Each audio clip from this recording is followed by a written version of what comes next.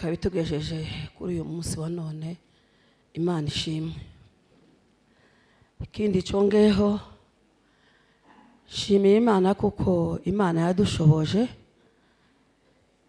ikaduha imbaraga zo guhagarara hano hantu. Ntabwo byoroshe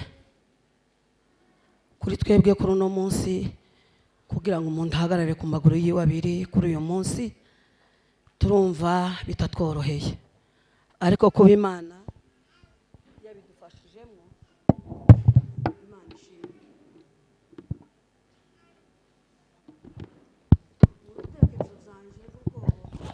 Kuko natekerezaga nk'umwana w'umuntu, ariko Imana yo yari ifite ibyayo yari kwikora. Ntabwo nari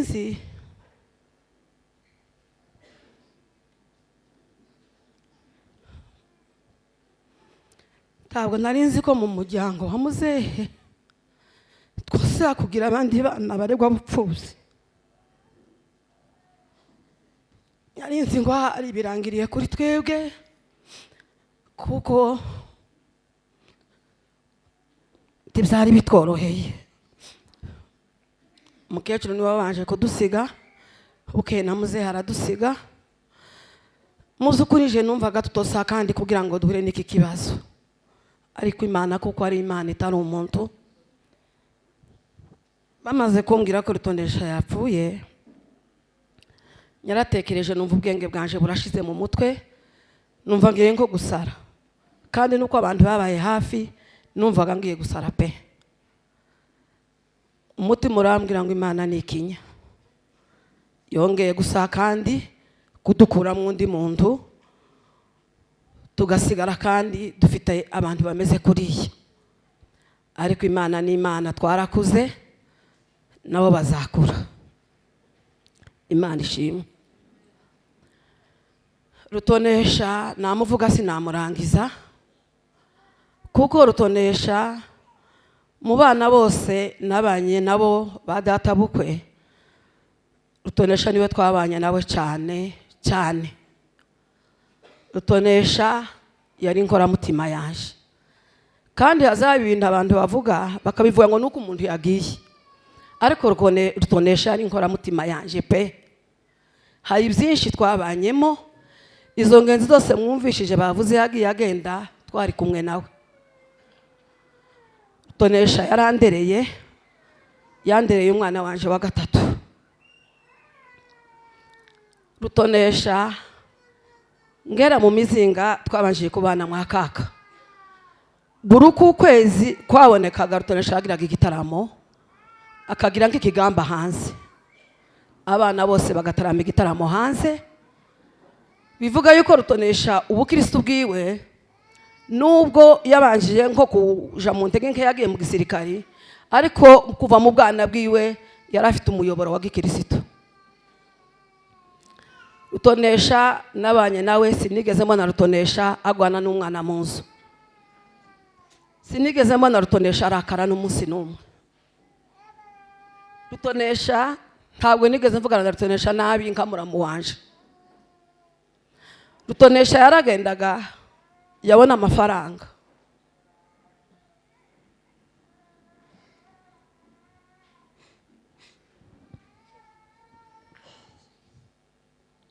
akambwira ngo shime ngaya amafaranga nabonye ngo sinyajya jenyine, nimba ari 1,000 akampa 500 agasigana na 500. Kugeza Rutonesha dutandukanye aja mu gisirikare yarampishe ntiyambwiye. Anagarutse yakomeretse nagiye kumureba, twaganiriye byinshi nawe kugeza asanga i Bukavu niho twari dutuye. Turazamukana dushitse ruguru, Rutonesha yashatse anije turi kumwe n'umugabo ndi yarahari, yaje kuza asanga Rutonesha yashatse anije turi kumwe. Rutonesha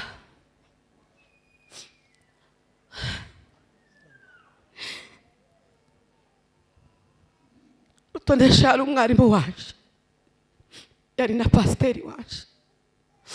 Rutonesha narazamutse tuvuye i Bukavu twari mu bihe bigoye ariko rutonesha mba hafi. Ubwo butayu yimbye twari turi kumwe, twabanaga nawe muri ubwo butayu. Rutonesha yanigishije gusenga mu buryo budasanzwe. Kuba ngenda n'imbaraga mfite mu gusenga zikesha Rutonesha. Yeme biragoye kuvuga Rutonesha uno munsi, ndumva bitanyoroheye. N'ubuzi ndabyakira mu by'ukuri, kuko Rutonesha ndazongera kumubona muri ubu buzima bw'isi. Ni mu kwicara nkikanga, nabitekereza nkumva birankanze. Ariko Rutonesha yari intwari y'Imana, Rutonesha yagiye nk'intwari y'Imana. Gusa dufite ibyiringiro yuko tuzamubona. Iyo hataba ibyiringiro yuko tuzamubona, si uko tuba tumeze, twari no guhagarara. Kuko Rutonesha yagiye akiri mu bisi, twari tukimukeneyemo byinshi umuryango. Muri iyi minsi ishize yaraje hano muri Kenya. Ibyo yakoraga mu by'ukuri yaradusezeraga, ariko twari twabitekerezaga yuko hadusezera. Yaraje agera mu rugo, ifotozanya amafoto n'abana, akazana umwe akamushyiraho undi akamushyiraho, akaza bahinduranya. Yababwiye amagambo akomeye, arababwira ngo muzakundane. Agera mu rugo, twaganiriye nawe byinshi. Rutonesha yari intwari y'Imana, dufite ibyiringiro yuko tuzamubona. Rutonesha ibyo kumuvugaho ni byinshi, ariko icyamuhimu gusa, Rutonesha apfuye nk'umukirisitu, kandi ari mu ijuru ntidushidikanya, kandi twizeye yuko tuzamubona. Gusa icyo mbasaba abantu bari hano, mudufashe mu masengesho, kuko ntibitworoheye, biragoye kuzakira. N'imitima yacu yari ikanze cyane, ariko hamwe n'iby'Imana n'Imana, namwe nibidufasha mu masengesho tuzabishobora, kandi Imana izabidufashamo. Rutonesha nkaba mubifurije iruhuko ridashira n'umuzuko w'abera. Murakoze cyane, turishimye kuba turi kumwe namwe muri uyu munsi w'umuhango wo gusoza kino kiriyo cya mwene data. Yesu abampera umugisha mwese. Ndabona abantu benshi bihangana, tubanguka. Mu by'ukuri mu gihe twajaga inama n'abayumbe muri uyu muhango wo kwibuka Rutonesha, twavuze yuko tuzaba bagufi kugira ngo n'undi mwanya uri inyuma w'igitaramo ubeho. Ndakeka nije perezida w'abantu hano muri Nairobi, mu gihe twaganiraga n'abacu mu guhuza bino biriyo, navuze yuko ntashobora gukora ikiriyo cya Kabuye size icya data wacu. Byose mu byihanganire turabisoza kandi tubirangize neza. Reka mbe bugufi. Ni ubuhamya bwa mwene data Kabuye Rutonesha, ubuhamya bwiwe mu mibereho ye yose, mu makuru yiwe nariya bavuze sinyasubiramo. Mu by'ukuri yakuze nk'abandi bana, ariko yagize urukundo rudasanzwe mu bandi bana. Twakoze evaluation nimugoroba n'umugore, tubura umunsi n'umwe yarwanye n'abandi bana se cyangwe ngo tube twamupfa kuryo umuntu agira umurezi mu nzu akaba yabateranya mu kibazo fulani. Rutonesha mu buzima bwe bwa gikristo, ubuzima bwe bwa gikristo sindabonaho descendance mu by'umwuka iba. Uyu musore yabanye na sokuru igihe gito, yabanye na data igihe gito, abana na sokuru igihe gito, turabana igihe gito. Muri iyo minsi yose yakoranye n'abo bantu ko ari batatu, kuko mama ashaje Rutonesha akiri mutoya. Rutonesha mu buzima bwe bwa gikristo yaranzwe n'ubutwari budasanzwe. Sokuru Rutonesha amukoporoyeho ibintu, data yamukoporoyeho ibintu, ariko yakoze ubutwari kurusha ubwabo. Kandi sokuru yavuze ubutumwa ageze mu myaka 80. Ariko Rutonesha imyaka yakoze mikeya ni nk'imwe ya Yesu yakoze. Yakoranye imbaraga n'ubwitange bwinshi, kandi yabikuyemo imvune ikomeye, usibye ko iby'Imana igira umusaruro. Yesu ashimwe. Rutonesha mu buzima bwa kirisitu yakoresheje amaboko ye, yatanze ibye, yatanze umwanya we. Rutonesha yashatse umudamu amushaka ari umukirisitu mu cyumba cy'umuntu niho haba ibanga ry'urugo rw'umuntu, ariko babizimana ba evangeliste bari hano ntabwo icyumba cya Rutonesha kitigeze kibanywa amayumbi. Umugore wiwe yagemuye mu butayu akiri umugeni. Rutonesha ubuzima bwiwe ntiyabuhariye kwinezeza, ahubwo yaciye bugufi ku bwa Yesu. Yesu ashimwe. Rutonesha yakoze imirimo inyuranye kandi myiza y'indashyikirwa mu buryo wabonaga n'umubiri wiwe asa n'uwanze, kuko yasengeye mu mazi arananuka, ubuzima bwe bwose usanga ntakiri umusore ku bwa Yesu. Hari umunsi umwe yavuze muri 2008, aravuga abanyengoma baraje gutarama iwacu bamwe ari mu muhorana, aravuga ngo Yesu ntabwo ari ikibugu ngo anyunyuze umuntu amusige gutyo. Yani uwo munsi yari muri matorero hatangira Imana, ati dutangira Imana kuko iyo uhaye Yesu ntabwo agusiga gutyo. Umuhamagaro wo gutanga yawutangiye kera, n'umwana w'Imana agiye mu bwami bwo mu ijuru.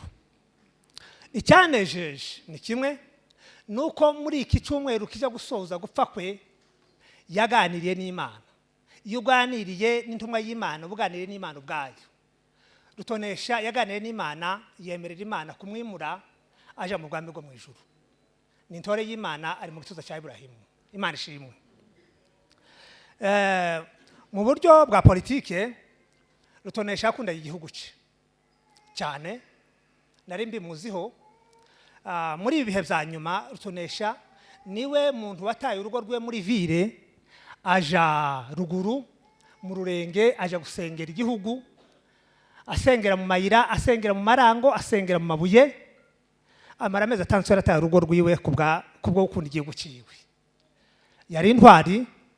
Ni ukuri mu bwoko bwacu tubuze umugabo ukomeye, kandi arangije wenda hari atarasoza ikivi cyiwe, usibye ku bw'Imana yari bizi, ariko nari nkimuzi mu bukene bwo gukomeza gusengera igihugu cyiwe. Mu buryo bwa ekonomi Rutonesha ntabwo yabitse hano ku isi, Rutonesha yabitse mu ijuru. Twarebye no kuri telefone ya nyuma ku ifaranga arafite kuri M-Pesa 400.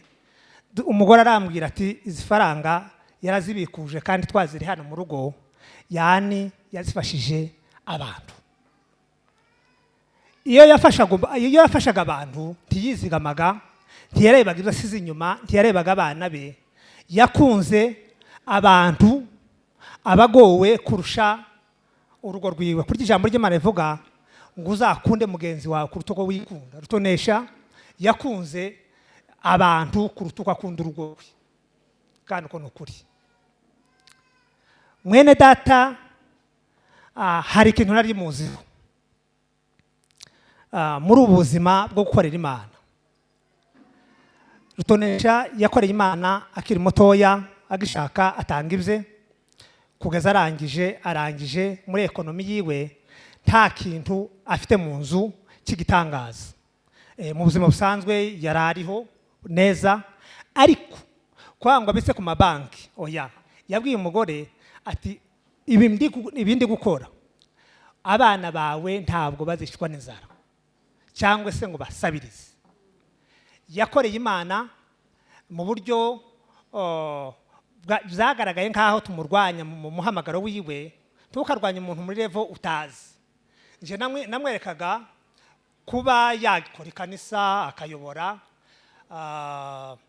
akagira adresse, ariko muri we siko byari bimeze. Yari umuntu uhaye urwana n'imyanya. Yesu ashimwe. Reka nshimire abantu babanye natwe muri bino bihe. Mu by'ukuri ndashimira umuryango wacu wa Gasegege wakoze imirimo ikomeye cyane kuva Rutonesha yatabaruka kugeza kuri uyu munsi bakiri kumwe natwe. Yesu abaduhera umugisha. Ndashimira itorero rya Agape. Itorero rya Agape ryabanye nanje, niryo torero dusengeramo, byadukoreye ibintu byiza kugeza n'uyu munsi twabaye muri uyu muhango.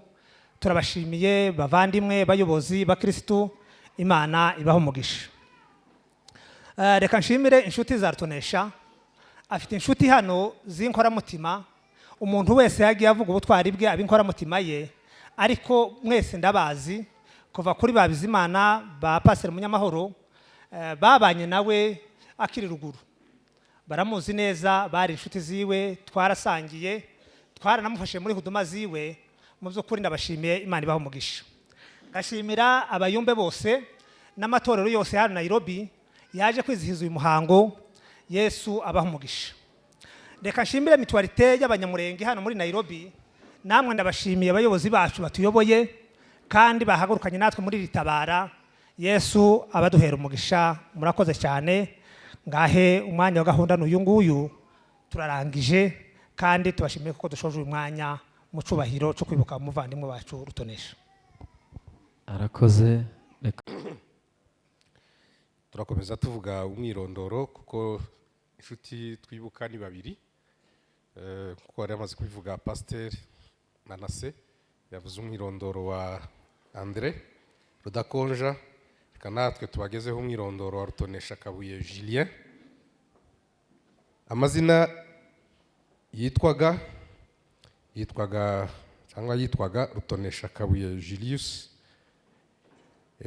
Itariki yavukiyeho itariki ya mbere ukwezi kwa mbere umwaka wa 1979.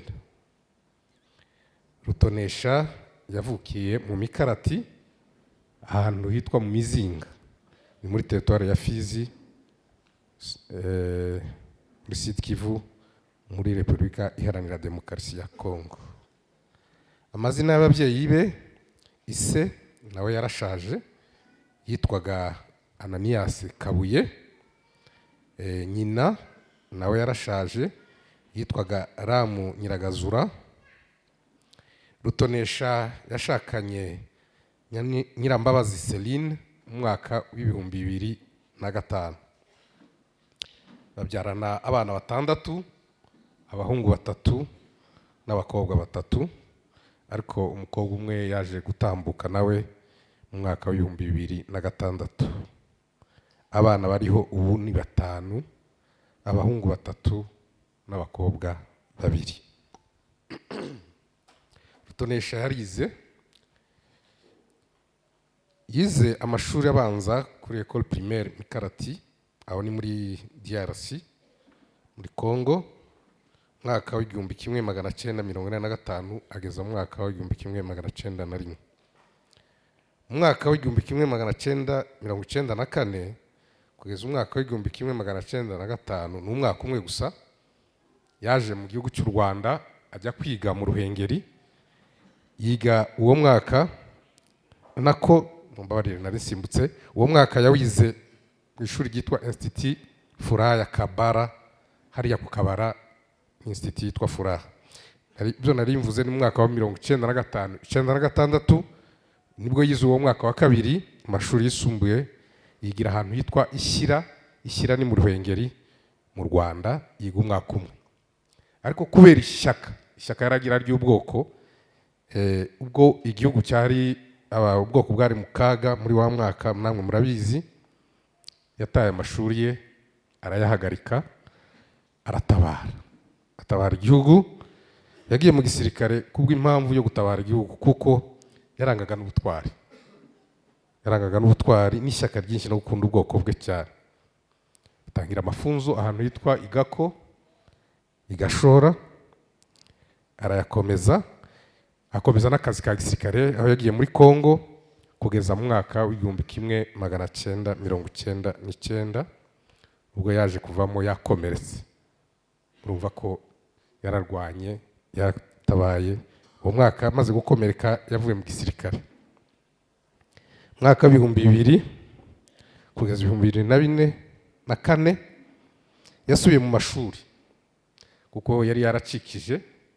Ubwo yari Bujumbura, yasubiye mu mashuri arakomeza, arangiza amashuri yisumbuye mu ishami ry'amashanyarazi i Bujumbura mu Burundi. Ubuzima bwe busanzwe, Kabuye yabaye umuhinzi mworozi kuko benshi muri twe twabaye muri kiriya gihugu kandi yabikoraga neza. Ubuzima bwe bwa gikristo ntabwo tuvuga amagambo menshi, turashaka ngo ubuhamya tubwire bugufi, muraza kumva ubuhamya bwe bwinshi mubaza gutanga ubuhamya. Kabuye yavukiye kandi arererwa mu muryango wa gikristo. Ise na nyina bari abakristo kandi akurira muri uwo murongo wo kubaha Imana. Mu myaka y'ubuto bwe yabatijwe mu mazi menshi mu mwaka wa 2002. Kuva yemeye kugeza atabarutse ntiyigeze asubira inyuma.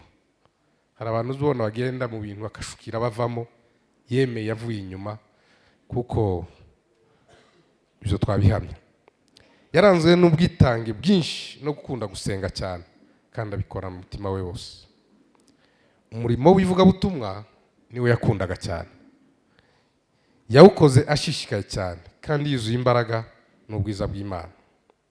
Yakundaga abantu bitwa abayumbe, bari inshuti ze cyane, ndetse ahabaga igitaramo cyose no kanisa cyangwa abashitsi baje yakundaga kubitangira no gukorera abayumbe kugira ngo bakubwe neza, umurimo w'Imana ukorwe neza. Ni nayo mpamvu ndagira ngo mwabonye n'iki giterane dufatikanye n'abayumbe, kuko yari umuyumbe. Hari abayumbe ubona kameme ukabona n'abandi bavuyeyo pe kandi babikunda bikorana umwete. Kabuye yari umwe muri abo ngabo. Kubera gukunda Imana yubatse amatayu menshi. Ubutayu abantu bato hano bamwe ntibabuzi, ariko ni ahantu twakundaga kujya gusenga, ugasanga n'ahantu ho kwiherera kugira ngo uhure n'Imana. Yubatse amatayu menshi hirya no hino kugeza ku nzu n'inzu yiwe ya nyuma yabayemo.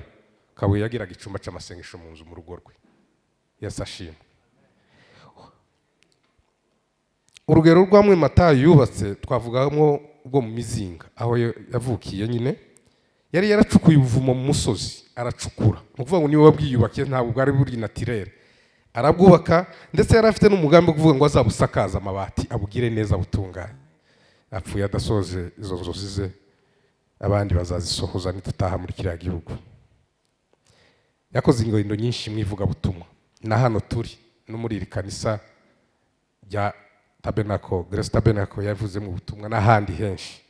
Yakoze ingendo nyinshi zivuga butumwa mu bihugu bitandukanye bya Afurika y'Iburasirazuba ndetse n'ibiyaga bigari, muri Kongo, mu Rwanda, mu Burundi, muri Kenya, muri Uganda.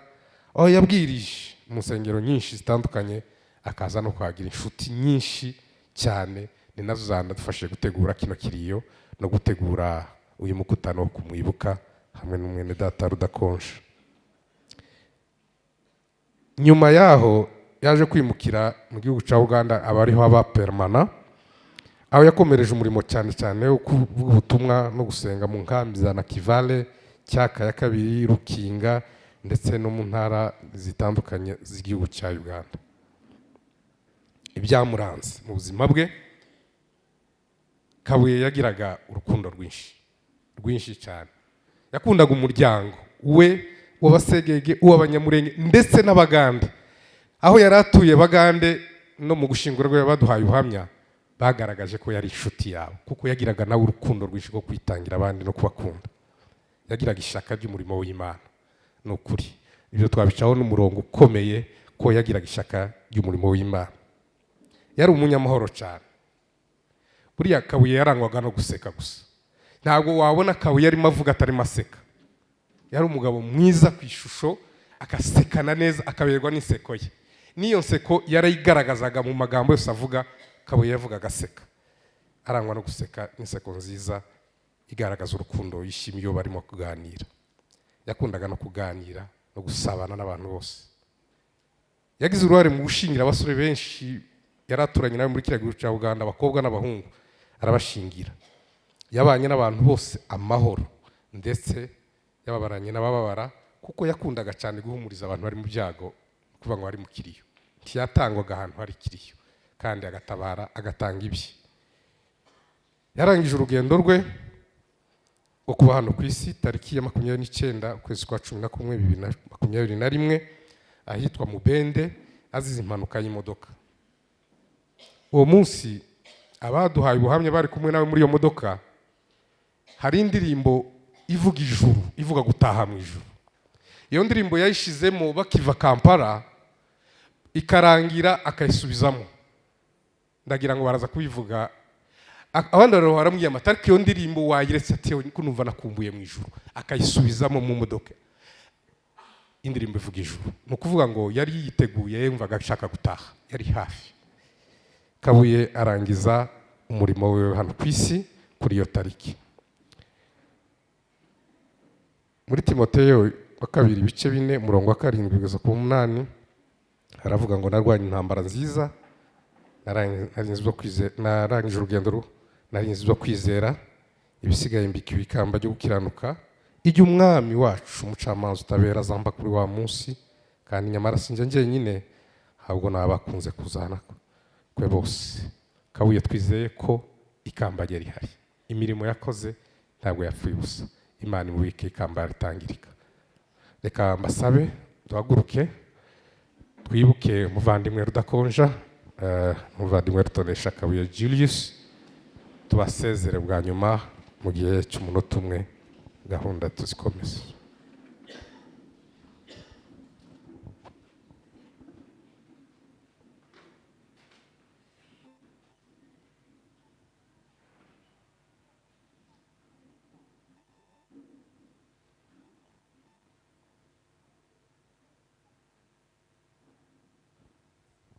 Murakoze cyane.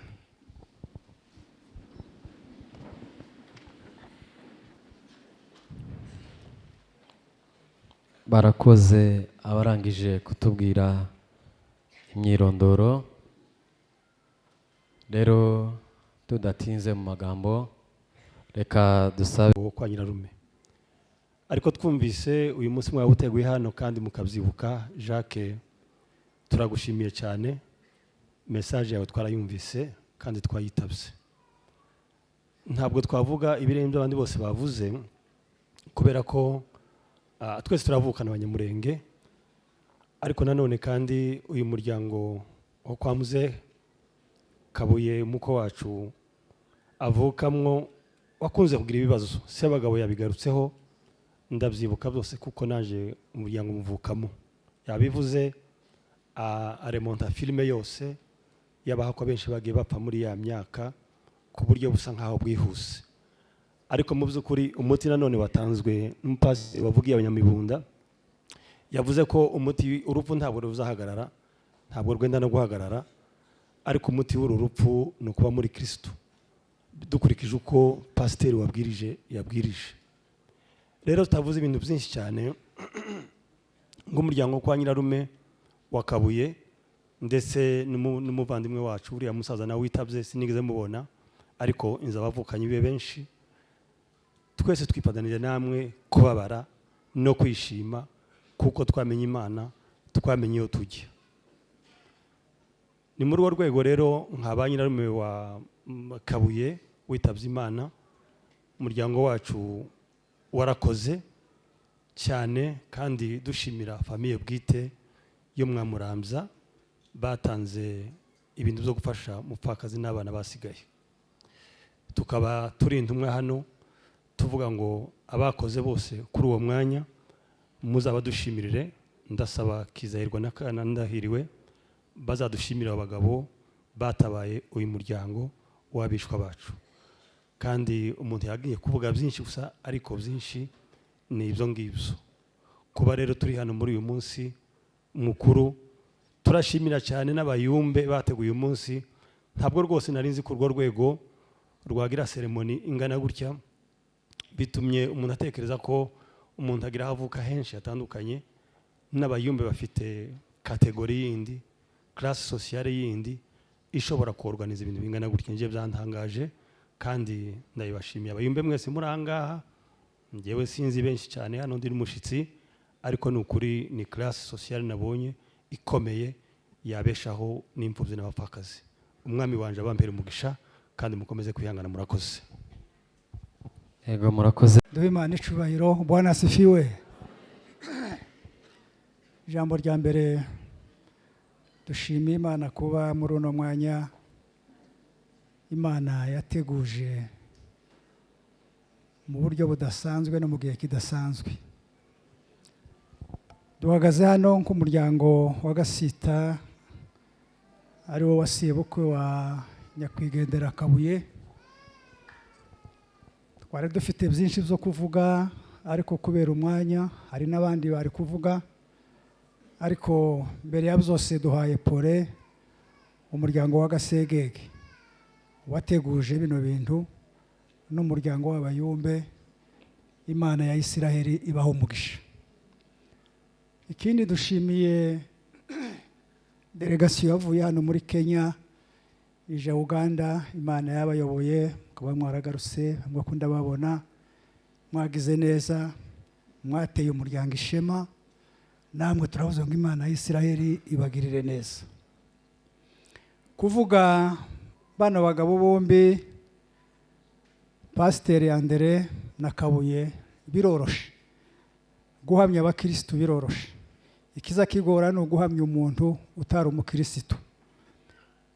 Bakoreye Imana mu gihe cyabo, Imana ibahamagaye mu gihe cyabo. Ibyo bakagombye gukora bagiye barabikoze. Kuri ubwo Imana nihabwa icubahiro. Twihanganishije umuryango umukwe wacu Kabuye asize abantu, ntabwo yipfanye nubwo yari agifite imyaka mikeya, ariko iriya ni Imana yari yaramugeneye yuko azaba muri iyi si, kandi asize umuryango utari muto. Turizera yuko uzabaho mu buryo yabayeho nawe. Ababyeyi be bamaze kwitaba Imana, n'abana be bazabaho. Niko Dawidi yavuze, umuryango w'umukiranutsi ntuzi usabiriza. Kandi mwumvisha ibikorwa yakoze ni ibikorwa by'indashikirwa. Rero Imana yamuhaye kubikora mu gihe ciwe, ifite n'umugambi wo kuzatunga abana be kugeza ku buvivi bwiwe bazabaho. Rero twihanganisha umuryango wose muri rusange w'Abanyamurenge. Twese tugiye tuvukana, ntawe utavukana n'undi. Icyangombwa gusa nuko turi mu biriyo by'abantu babiri, kandi abantu bamenye Imana ndetse babigize umwuga, akaba barinze bitaba Imana bakiri muri uwo mwuga. Kuri ubwo bombi tubifurije umuzuko w'abera. Murakoze cyane. Barakoze. Reka tubasabe n'abari hanze mwinjire mubashe gutanga ubuhamya.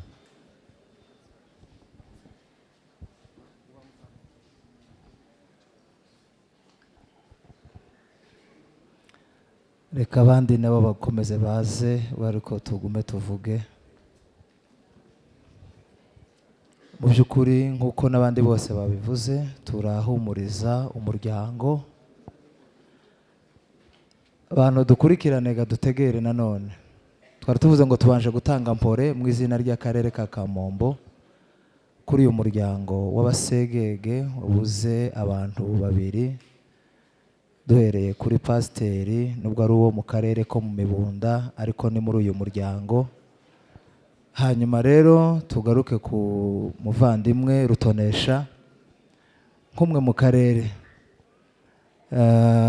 Turabahumurije mu izina ry'umuryango wa Kamombo ngo mukomere cyane kandi dukomeze kugira ibyiringiro. Hanyuma ku bijyanye n'ubuhamya ibyinshi babivuze. Rutonesha ni umwe mu bagize akarere ka Kamombo, yari umwe mu bagize akarere ka Kamombo. Ku giti cyane njyewe tumaze imyaka irenga 20 tumenyanye nawe, nubwo duturanye ariko twamenyanye twaravuye iwacu kubera impamvu yo kuvayo abantu bakiri batoya. Twamenyaniye nawe i Bujumbura, niho twatangiriye igitaramo no gukorana umurimo w'Imana kugeza ubu ngubu, nubwo twari dutuye ahatandukanye ariko twahoranaga buri munsi. Bimwe mu byo yakoze mu karere nk'uko mwabyumvise birimo ariya matayu, birimo gukomeza ikiyumbe cy'akarere ka Kamombo, birimo gukomeza nanone kandi ubumwe bw'amatorero. Ndibuka kuko habaga igitaramo muri ako karere cy'umunsi wa 4, ari mu bantu bagitangiye ndetse bagishigikiye cyane.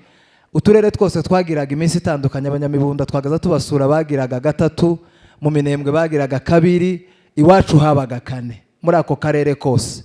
Rutonesha ari mu bayumbe batangije iki gikorwa ndetse baragikomeza cyane, baragishigikira. Tumufiteho byinshi dushobora kumuvuga iyo abantu bashobora kubona umwanya, ariko mu by'ukuri turimo turagarukira mu by'akarere gusa. Turamushimira cyane imirimo yabashije gukorera muri kariya karere. Ubu nyine hariho amasouvenir atazibagirana, arimwo ayo matayo mwumvishe bavuze, arimwo ubwo bumwe n'amaministere y'abayumbe iri iwacu. Imana rero izahora ibimwibukira, kandi mu by'ukuri turanashimira Imana ko twagize umugisha abenshi wo kumuherekeza, tukaba tugize n'umugisha nanone uyu munsi wa none wo kumwibuka cyangwa se kumusibukaho bwa nyuma. Asigaye rero mu izina ry'akarere turabahumurije babyeyi, namwe bavandimwe be, ndetse n'abanyakarere bose, hanyuma n'umuryango muri rusange. Asigaye Imana ikomeze bakomeze, umuvandimwe tuzataramana ubwami bw'iteka. Barakoze pasiteri ndetse namwe murakoze.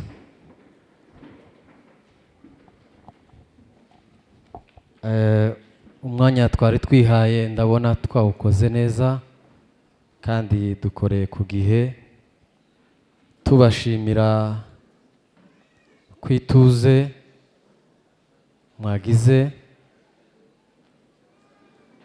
muzahore gutyo. Buriya ikiza kikwereka kuko umuntu ajijutse nuko iyo ageze ahantu arangwa no gutuza ndetse no guca bugufi. Iyo bigenze gutyo biba byiza cyane. Rero mu izina ry'umuryango wa Gasegege, nanje uhagaze hano, turabashimiye mwebwe mwese mwabashije kugera aha ngaha, kuza kudufata mu mugongo. Mwagize neza, muri humure. Turumva dukomeye, nubwo tugenda tubura abantu, si twe twenyine, namwe murababura, kandi urupfu rwahindutse irembo. Uwapfuye ntazayongera gupfa, aba yimutse, kandi aho aba agiye niho twese duharanira kuzaba iteka ryose. Rero duhagaze hano dusibuka muzehe Rudakonja ndetse na Rutonesha. Tubabikiye yuko bitabye Imana, bimutse, bavuye muri uyu mubiri. Uwiteka Imana yashimishijwe no kubahamagara, kandi icyo bari bararemewe baragikoze mu gihe cyabo. Ahasigaye tukaba tubahanguye mwebwe mwese kongera gusubira mu mirimo. Twari tumaze iminsi mu kigandaro cyabo, ariko uno munsi wa none ikiriyo cyabo kirarangiye ku mugaragaro, ariko bitabujije yuko n'ubundi mwakomeza kutwegera mukaduhumuriza. Burya ushaka ihumure ntaza rishaka umunsi umwe, ahubwo buri gihe iyo abonye uza kumuhumuriza arahumurika. Rero nk'umuryango tukaba dukuye ikiriyo cyabo bombi guhera none. Rero umuryango wateguye soda, reka dusabe n'ubundi abasore babiri bayitambutse hano imbere kugira ngo iyo soda babashe kuyisengera. Ahasigaye tuyisangire twebwe twese. Nubwo tuzaba turi gusangira, ntabwo tuzaba dusoje gahunda y'uyu munsi. Murabizi yuko ubu nyine